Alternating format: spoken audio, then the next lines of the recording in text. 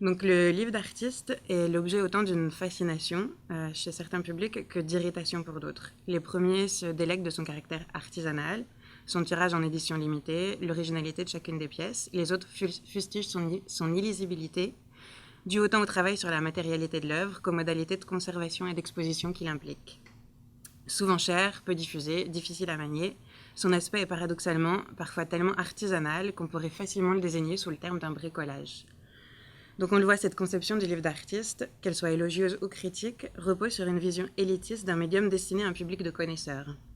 Alors ce que je propose ici, c'est d'envisager le livre d'artiste comme un espace alternatif et démocratique, en somme de revenir à son identité première telle qu'elle a été pensée par les avant-gardes. Dès lors, on pourra aussi voir dans cette forme marginale du livre un espace d'exploration qui cherche à instaurer un rapport peut-être plus authentique parce que plus personnel avec l'autre. Donc au Québec, c'est à Claudette Hould, qui était alors professeure d'histoire de l'art à l'UQAM, qu'on doit la première tentative d'établir une définition rigoureuse du livre d'artiste. Les critères qu'elle énumère ressemblent plus ou moins à ce que j'ai énuméré en introduction. Donc ils tournent tous autour de l'édition unique et prestigieuse. Depuis, d'autres historiens et spécialistes du livre ont tenté des définitions, insistant chaque fois sur l'aspect artisanal du livre, l'originalité des gravures, la qualité du papier ou le tirage limité. Cette situation peut s'expliquer de diverses raisons. Le fait que les artistes en art visuel aient été particulièrement actifs au Québec et que des ateliers, comme les ateliers Graphes, et des galeries d'art aient publié nombre de ces livres pèsent dans la balance.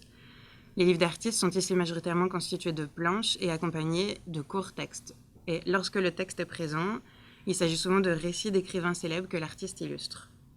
Dans un article à ce sujet nommé « À la croisée du champ artistique et littéraire, le livre d'artiste au Québec », Sylvie Bernier fait ce constat en concluant que le livre d'artiste a quitté le champ littéraire pour retourner dans le champ de l'art. D'ailleurs, cette tendance actuelle des productions s'oriente de plus en plus vers le livre-objet. J'en ai mis quelques-uns sur mon diaporama. Des livres-sculptures, dans lesquels le texte n'a plus vraiment de raison d'être. Donc, les exemples que je montre, que je fais défiler, vont du livre modifié à des sculptures et carrément des installations. D'ailleurs, installation que j'ai prise sur un blog qui est tenu par Andréane Dupuy-Brulé, celle-ci.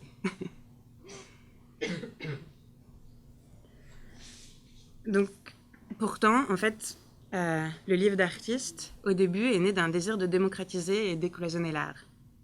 Dans son recueil de textes qui est devenu la Bible sur le livre d'artiste, l'historienne de l'art Anne Meuglin-Delcroix accepte un entendement beaucoup plus large du terme et passe ainsi en revue un nombre considérable de productions.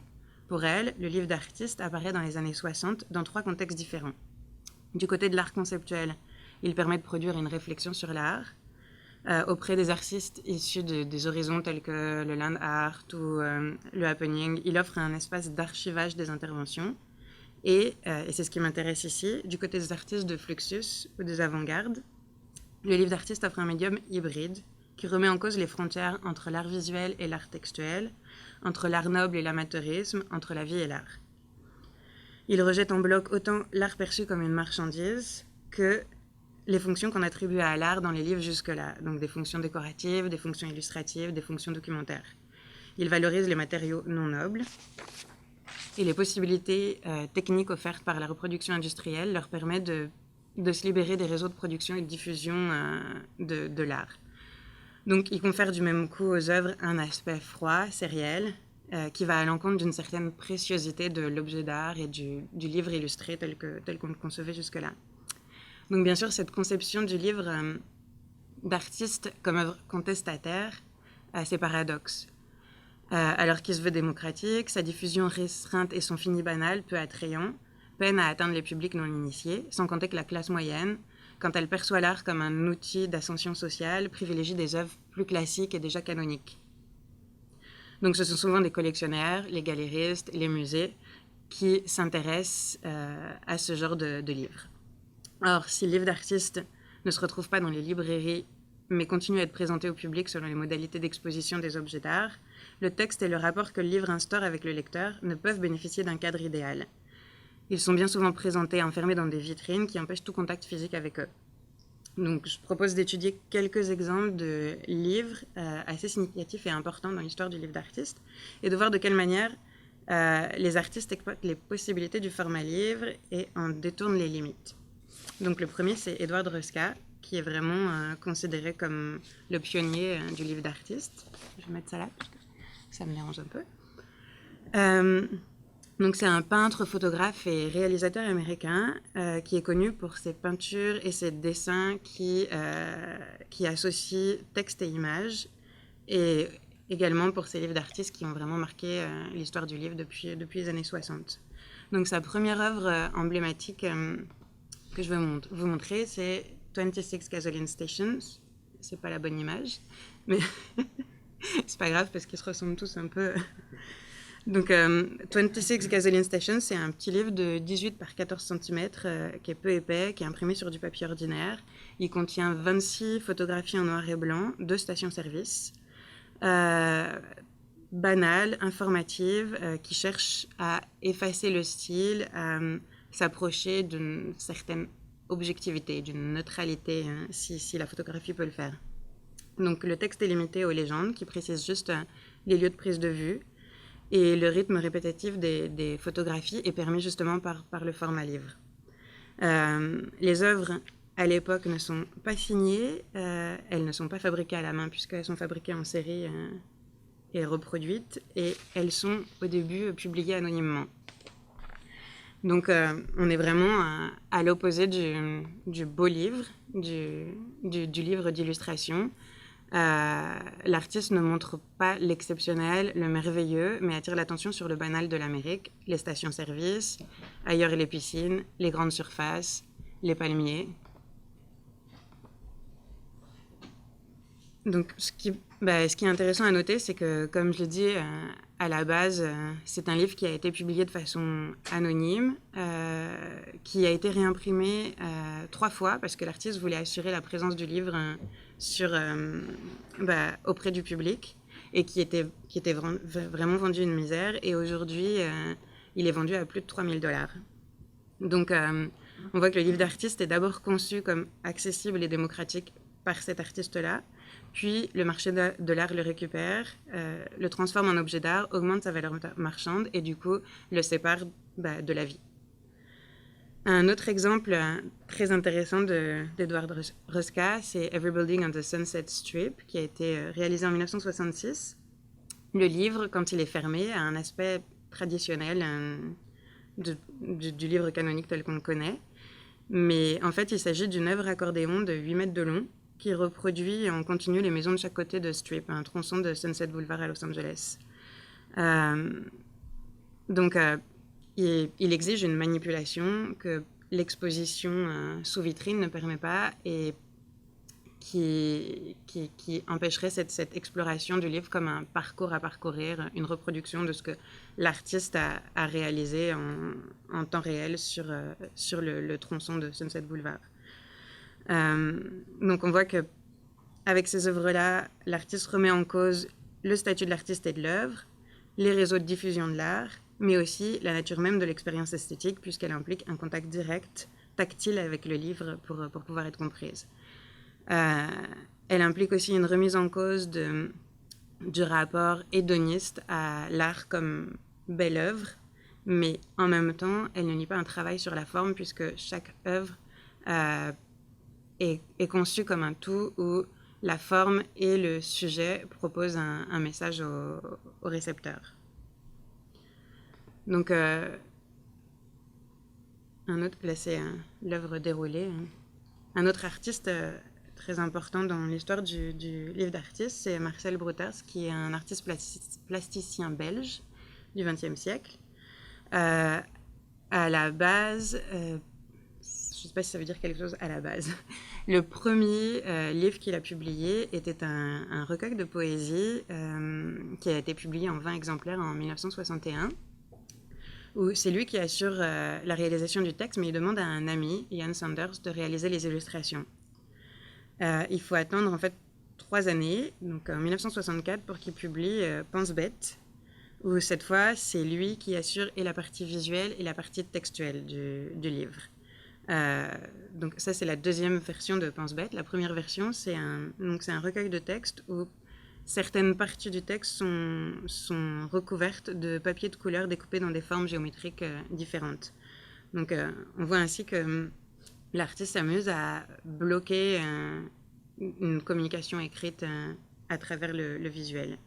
Il la bloque d'autant plus quand il emprisonne les invendus de Pense Bête dans un socle de plâtre, comme on le voit sur l'image, en réalisant alors un livre-objet qui n'a plus grand-chose à voir avec le livre canonique. Alors on pourrait interpréter ce passage du livre-voir comme une fermeture à l'expérience de la lecture, mais peut-être qu'on peut aussi considérer cette œuvre dans son refus de nous laisser accéder à la textualité comme une œuvre à lire, parce que enfermer un texte à l'abri des regards, ce n'est pas comme ne pas avoir de texte du tout, et ce n'est pas comme ne pas désigner une œuvre comme un livre. À partir du moment où le lexique du livre matériel est utilisé, il me semble qu'il y a quelque chose à lire à ce niveau-là, même si c'est au niveau visuel. En 1969, il propose une transcription du célèbre livre de Mallarmé, Un code jamais n'abolira le hasard, qui avait été publié en 1914. Et sauf qu'il recouvre, encore une fois, toutes les parties du texte par des bandes noires d'épaisseur et de longueur différentes. Donc il y a encore une réflexion sur la mise en espace du texte, mais là aussi le fait que l'artiste ait choisi de recouvrir un texte qui existait à l'origine, d'autant plus quand il s'agit d'une œuvre aussi importante que celle de Mallarmé pour le travail sur la mise en page et la matérialité de l'écriture. Il me semble que ce soit emblématique d'une matérialité de la langue.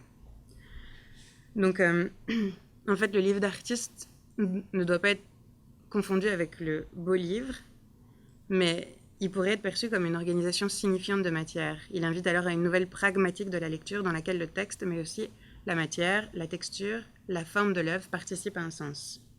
Donc, dans un article sur le livre-objet, qui s'appelle Livre hors scène, les débordements du livre-objet, René Payan sort d'une exposition de livres-objets et énumère tous les livres qu'il vient de voir comme s'il s'agissait de phénomènes de foire. Et il dit « Dire que j'ai vu tout cela, et d'autres choses encore, c'est assurément vrai, mais pas tout à fait juste, car je n'ai pu vraiment regarder qu'à ouvrir diverses formes de boîtes, parfois même sans y penser, mais souvent avec difficulté ou embarras, et quelquefois avec beaucoup d'attention et de précaution, qu'à dérouler certains morceaux, en déplier d'autres, qu'à fouiller dans des tiroirs, étaler des pages, déficeler, déballer et tirer, qu'à faire glisser un bas sur une jambe, tourner des disques dans mes mains. Bref, dans toute cette collection de livres d'artistes, j'ai peu directement et simplement feuilleté des livres. C'est donc la pragmatique de la lecture, manipulation et utilisation du livre, qui se trouve changée, voire bouleversée, d'autant qu'ici l'œil ne rencontre pas nécessairement toujours du texte au sens courant du terme à lire. Donc la manipulation du livre d'artiste est nécessaire, sans cela il est impossible de lire la matérialité du livre, d'explorer la texture, le format comme autant de signes à déchiffrer. Or, c'est dans cette densité de signes qui crée une polysémie, une tension, une profondeur du sens.